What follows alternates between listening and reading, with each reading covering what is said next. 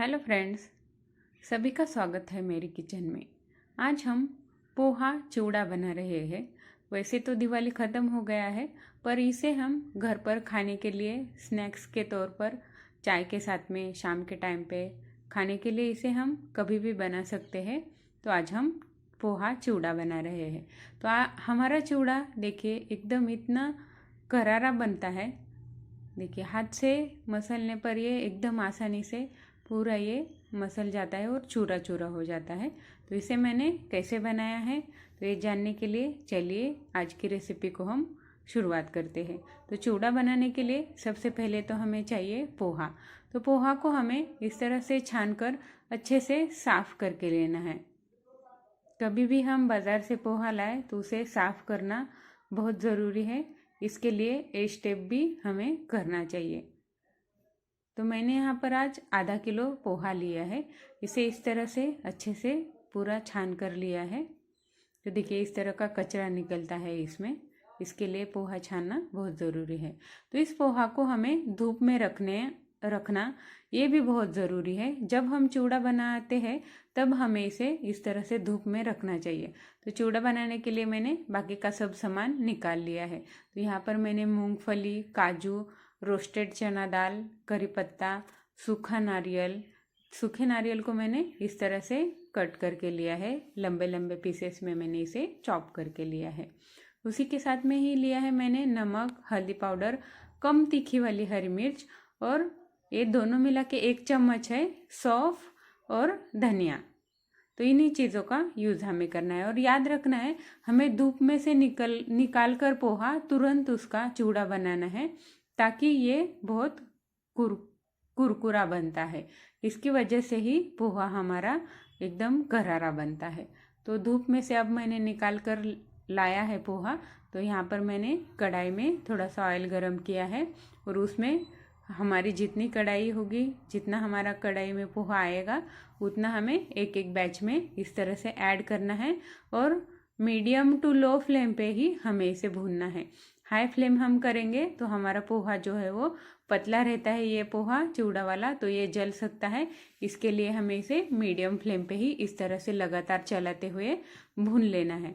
तो पोहा हमारा जब आधा भुन जाता है तब हमें इसमें थोड़ा सा हल्दी पाउडर ऐड करना है, ताकि इस पर अच्छे से कलर आ जाए। तो अब देखिए पोहा भुना है या नहीं ये कैसे पहचानना है। तो इसमें देखिए एक एक पोहा इस तरह से लाल हो जाता है, इससे भी हम पहचानते हैं। या फिर हाथ से हमें इस तरह से इसे मसल कर चेक करना है तो ये एकदम पूरा चूरा हो जाता है। तो इसे इस तरह से भी हम इसे पहचान सकते हैं। तो इसे अब हमें साइड में निकाल के लेना है। जब हम पोहा साइड में निकालते हैं तब हमें उसमें ये धनिया और हमारा सौंफ है वो ऐड करना है। और इस तरह से गरम पोहा में हमें इसे कवर करके रखना है, ताकि पोहा की गर्मी से ये भी गर्म हो जाए।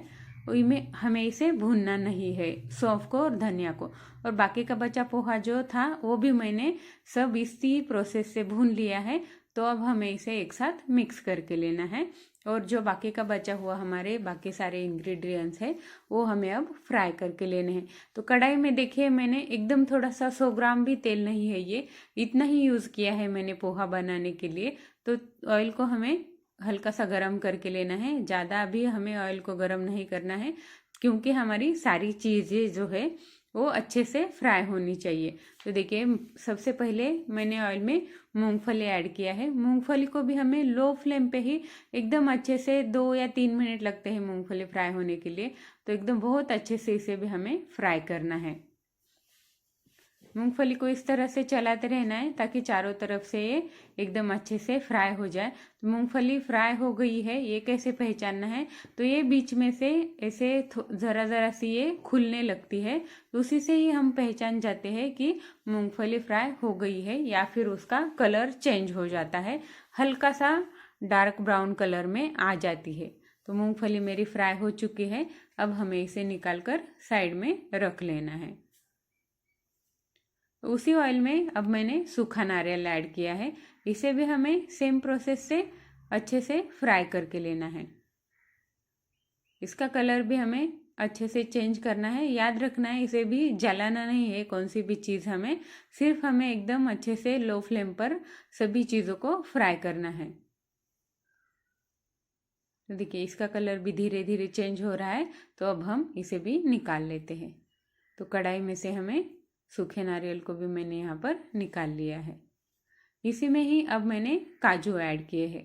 काजू को तो हमें एकदम हल्का सा फ्राई करना होता है, इसकी तरफ बहुत ध्यान देना पड़ता है, नहीं तो काजू, जला हुआ काजू जो है वो अच्छा नहीं लगता है।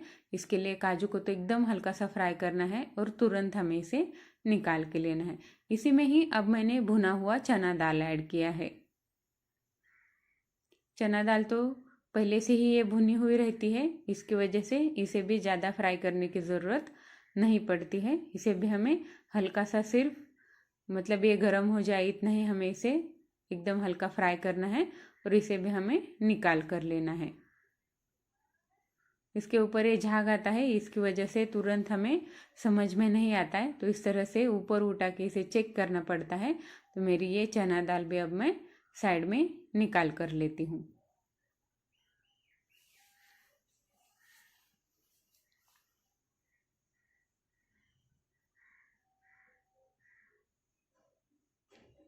अब इसी ऑयल में अब हमें करी पत्ता भी फ्राई करना है। करी पत्ता भी एकदम अच्छे से फ्राई होना चाहिए। करी पत्ता हमारा ज़रा भी कच्चा रहेगा तो हमारा पूरा चिवड़ा जो है वो नरम हो जाएगा। इसके लिए हमें इसे एकदम अच्छे से फ्राई करना बहुत ज़रूरी है। इसे हमें चारों तरफ से इस तरह से मिक्स करते हुए सभी साइड से इसे हमें एकदम अच्छे से करारा फ्राई करके लेना है। कड़ी पत्ता को भी मैंने साइड में निकाल के लिया है। इसी में ही मैंने कम तीखी वाली चॉप करके रखी हुई थी हरी मिर्च, वो भी ऐड कर दी है ऑयल में। हरी मिर्च को भी हमें लो फ्लेम पे ही 2 मिनट तक तो एकदम अच्छे से फ्राई करके लेना है। इसे भी हमें कच्चा नहीं छोड़ना है। और ऑयल का यूज़ हमें एकदम कम करना है, ताकि हम तो हमारे घर पर एक बार हीट किया हुआ जो ऑयल रहता है, गरम हुआ फ्राई किया हुआ जो एक्स्ट्रा बचता है, वो तो हम सेकेंड बार खाते नहीं है। इसके लिए हमें कभी भी ऑयल का यूज़ कम ही करना है। कम ऑयल में ही हमें सभी चीज़ें जो है वो फ्राई करके लेनी है। और जो बचा हुआ ऑयल रहता है वो हमें बाद में उसे रीहीट नहीं करना है। तो यहाँ पर मेरी मिर्च जो है वो भी फ्राई हो चुकी है। तो इसमें से मैं थोड़ा जो ऑयल है वो साइड में निकाल लेती हूँ, क्योंकि इतने ऑयल के हमें चिवड़ा बनाने में ज़रूरत नहीं है। तो अब मैंने बचे हुए ऑयल में मस्टर्ड सीड ऐड किया है। इसे हमें एकदम अच्छे से पॉप होने देना है।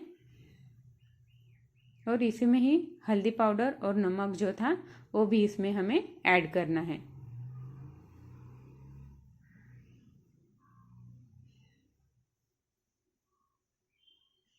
तो ऑयल गरम है तो ये भी हमारा तुरंत फ्राई हो जाएगा।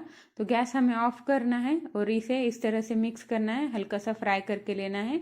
और जो हमने भून कर रखा हुआ था पोहा, उसमें हमारा ये जो तड़का है हल्दी पाउडर का और नमक का वो ऐड कर देना है। और इसे हमें एकदम अच्छे से मिक्स करके लेना है, ताकि सारे पोहा के ऊपर नमक जो है वो हमारा लग जाए। तो एकदम अच्छे से इसे हमें मिक्स करना है चारों तरफ से इस तरह से घुमाते हुए। जब ये गर्म रहता है तभी आप चम्मच से इसे मिक्स कीजिए, और हल्का सा ये ठंडा हो जाए हम इसे हाथ लगा सकते हैं इस ऑयल को। गर्म हो था वो ऑयल, ठंडा हो चुके ऑयल को, तभी हम इसे हाथ से मिक्स कर सकते हैं। तो यहाँ पर देखिए मैंने इसे हाथ से मिक्स कर लिया है अच्छे से। देखिए कलर हमारे पोहा के ऊपर कितना अच्छा आ चुका है। पर जो हमने फ्राई करके रखी हुई थी चीज़ें वो इसमें ऐड करनी बाकी है, तो ये भी सारी इसमें ऐड कर देनी है। इसे हमें ये चीज़ें मैंने साइड में क्यों निकाल के रखी हुई थी, क्योंकि हम जब नमक और हल्दी पाउडर इसमें ऐड करते हैं फ्राई किया हुआ, तब ये करी पत्ता के ऊपर या फिर ये जो सूखा नारियल है इसके ऊपर जब ये गिरता है तो ये निकलता नहीं है। इसके लिए सबसे पहले हमें पोहा के ऊपर ये नमक और हल्दी पाउडर लगाना है, और बाद में हमारी जो फ्राई करके रखी थी हमने चीज़ें वो इसमें ऐड कर देनी है। इसकी वजह से सारे पोहा के ऊपर जो है वो नमक अच्छे से लग जाता है और हमारा चिवड़ा है वो अच्छा बन जाता है। तो मेरा चिवड़ा देखिए यहाँ पर तैयार है। देखिए दिखने में भी ये अच्छा लग रहा है।